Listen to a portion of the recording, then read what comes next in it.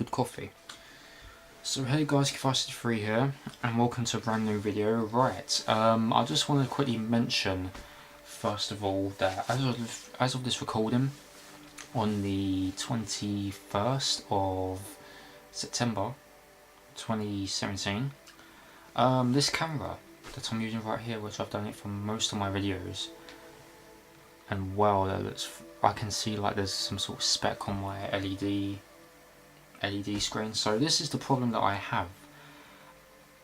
According to my screen, as I'm looking at it right now, it's turned yellow, and I have to like wiggle it about, I have to pull the screen back and forth so I can actually get the picture and everything. But if I move it, it just the light's gone on it. So this is basically what it is. I don't know how I'm actually going to be showing you, but according to my iPad you can probably see it. But when I play back this video, the colour and everything will be fine.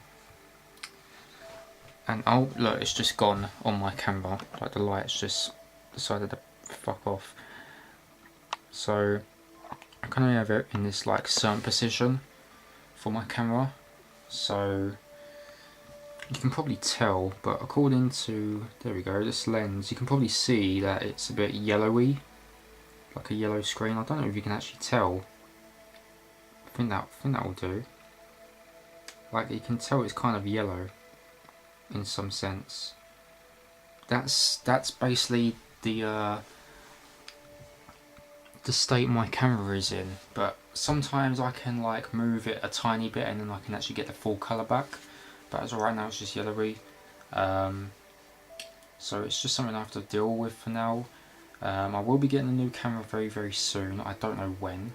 Hopefully in the month of October, so, or probably in the next pay that I get. So there's nothing I can really do other than just using this.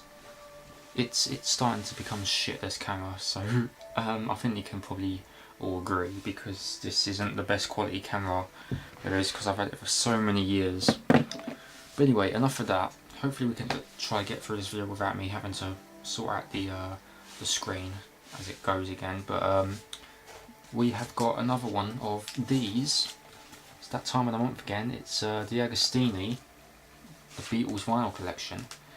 Now before I start with this video, this came to me on the 19th, and it was kind of weird. It was kind of weird in a way, because according to the website where you can actually check what's been sent out and when the money's been taken out of your account, this was sent out on the 6th of September, and then the money wasn't taken out till like the 13th. So it took at least about 2 weeks. I was like, what the hell's, you sent this out on the 6th, so hopefully I should get this on the 13th. But no, it arrived on the 19th instead. But if it didn't arrive to me, I would have been on the phone to see what was going on. But yeah, so it finally arrived. I checked everything, so it's all good. And there's one other thing that I should mention as well, which I should grab. I should have done this as I started. So, like I mentioned before, that I was supposed to be receiving a display frame. Well, this is the previous one. There's no glass for it because it was broken, smashed, but hopefully I'm getting the glass replaced for this, so I can just fit whatever's in it. You can't fit a vinyl in it whatsoever. I've tried myself and you can't, it's the wrong size, so I've got a free frame basically. And this is the replacement frame, which I've checked. I can fit a vinyl in there, it fits perfectly, so I'm really happy this wasn't smashed. They decided to use some plastic covering, but the plastic covering had all like writing over it, they had all these company logos and all this stuff, so I decided to get rid of the plastic. There's no glass for this whatsoever, so I'm probably going to have to find a glass frame, or what I'll probably do is that if I decide to find a vinyl which is perfectly brand new factory sealed, like it is with these Beatles vinyls that I've been collecting, or if I find any other vinyl that there is, I'll keep it sealed and then just put it in a frame like so. So pretty happy. finally got a replacement frame. I was hoping that they will be sending a the mug, because apparently for the last lot that we got, they said they were going to be sending out the mugs. I think they were just short on stock with the mugs or something, but hopefully we'll get that very, very soon. If not, it doesn't really bother me. But I do know we're still waiting on the portable charger, the backpack, a notepad, I assume, and the last of these the vinyl storage boxes, which I have out, even though I can't really bother to go ahead and show you because it's heavy and I don't want to pull everything out. So I apologise. So yeah, apologise for that. So just thought I quickly mention, I got my replacement frame, so I'm happy about that. I'll just get the glass fitted in there whenever I can, so it's all good. That's one issue. That's an issue that's been sorted out. So let's see what we got in today's vinyl collection. The receipt, issue 14 and 15, as well as the replacement art display. Doesn't really mention anything about the mug. I'm not really fussed. So there we go. Apologise again because I've got Facebook open. Hold on. Okay, sorry about that. Anyway, let's just dive right into what we got. Now, I've only had like a quick look, but I haven't really checked through everything. So, issue 14, we'll start off. We've got none other than Revolver. Don't think I remember too much about the songs that are on this album. Let's just have a look. Okay, Taxman's on here. Yellow Submarine. I'm just looking at the vinyl now. This is all I really know. Tomorrow Never Knows, I kind of know it. Eleanor Rigby, so don't remember too much about the Revolver album, but I think I do have it saved on Spotify. If not, then I would have to do that. So, sweet.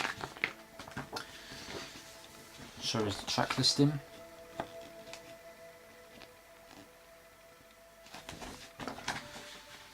And we'll just read off the first page and just go through the magazine as well. So Revolver. The Beatles should have made a third film in 1966, but most of the scripts they were offered followed the Help formula.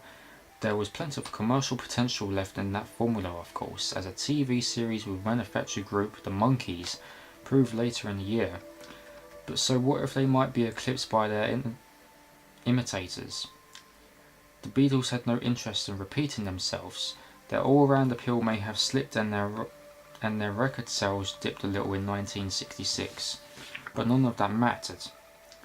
All their focus as musicians, songwriters and record makers were directed towards making something revolutionary in the studio.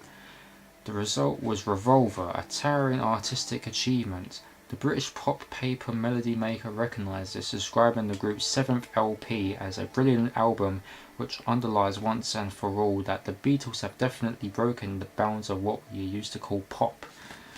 And again, just skim through all these and the photos, which I seem to enjoy. And we've got a quote by George Martin. Their ideas were beginning to become much more potent in the studio. They would start telling me what they wanted and would start pressing me for more ideas and for more ways of translating those ideas into reality. By George Martin, and then we've got more images. That's when they were recording. Awesome.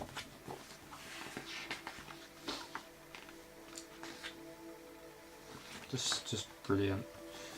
And we've got more probably for them from the recording studio again.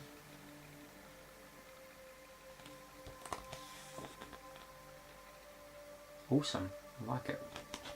So that's Revolver. I was about to say Taxman then, it's like what? Here's the LP itself. I did come across a live LP. I can't remember which one it was, and I saw that the other day. So it would be something that I will pick up after the collection, if they still have it in stock, that is. So, and then there's the back with all the tracks on it. Sorry about the glare, by the way, as I normally say for all my videos these days now. So that's Revolver. And second of all, probably one of my favourites, because I do have something in the style of this, and I got a watch which I barely even wear, and it needs a new battery for it anyway. So we've had Anthology 1, so now it's time to look at Anthology 2. I really like this one, Anthology 2. Again, I do have this cover on a watch, so yeah, two things I've got in the style of this. It's awesome, got a Hard Day's Night kind of down there. It's brilliant, I like it. They've got a bit of Help as well with the Beatles. Can't really think what that one is right there, but still. And then we've got a bunch of songs on here like we did with Anthology 1. So, and by the way, this is a triple album, so it's pretty much got all the songs written there in the middle, but we'll go through that in the magazine. But yeah, I like it. Again, I would say I'll open this up, but I'm keeping these sealed once I've completed the whole collection, and then we'll just go through it one by one. That reminded me, I needed to mention something else. Not only that I got the photo frames, I will mention this afterwards. So it is some good news, but there is one thing that I still need to get. So here's the magazine, Anthology 2, and the songs are, some of the songs I should say, are as followed. We have You've Got to Hide Your Love Away, Yesterday, I Feel Fine, Ticket to Ride, Yesterday again. I don't know why they put Yesterday twice. Help, Norwegian Wood, Tomorrow Never Knows, Taxman. So okay, so they've got a few songs from the Revolver album. Strawberry Fields Forever, the demo sequence. So they've got a few, a few speeches and takes that they've done as well. Being for the Benefit of Mr. Kite. We've got Within You, Without You, the instrumental version. Lucy in the Sky with Diamonds, Sgt. Pepper's Lonely Hearts Club Band reprise. I Am the Walrus, one of my favourite songs. Hello Goodbye, Lady Madonna, Across the Universe. Awesome, and we'll just read on the first page. The three anthology collections, which are available many previously unreleased archive recordings by the Beatles, were audio companions to a comprehensive history of the group made for television. Timed to coincide with the broadcast of the Beatles Anthology documentaries in November 1995, the first in the series had covered the group's output to an end of 1964.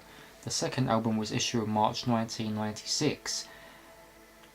Like its predecessor, Anthology 2 was a significant commercial success, topping both the US and UK album charts, and as before, featured a new Beatles recording as its opening track. So that's Anthology 2. Again, the track listing, and again, it is a triple album. Some photos here.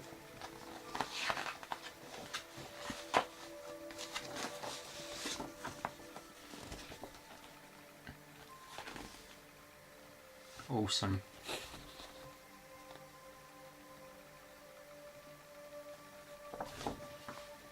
So when everyone's set for okay, the BBC TV Centre in 16th of June 66. Okay. I like this one where they're all dressing up as the Peppers in Chelsea Manor Studios in '67. That's awesome, I like that. And then we've got one at the end, which I gotta love the most. I think this is from the Magical Mystery Tour album, but I do know this when they were doing the I Am the Walrus. I remember this from the Beatles rock band, where they're all dressed up as that. It's brilliant, I like it. So that is Anthology 2.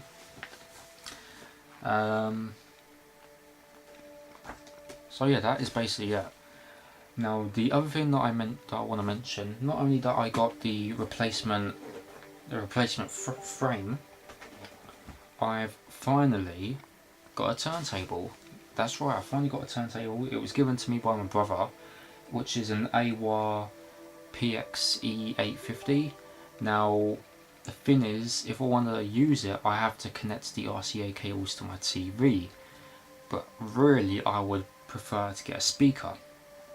Now I'm trying to look for some speakers, and the cheapest one I can actually find is for £60. So if anyone wants to leave me recommendations for this turntable, again it's an AOR PX E850. I'll put the name of it in the description down below. So if you want to help me out for any speakers, it must be in the UK, then feel free to go right ahead and put some recommendations for a speaker that supports RCA cables, because I don't really want to bother using my TV and having to put it on to a certain channel. You know, what if I want to play a game in the background with the turntable going on, you know, just stuff like that, you know.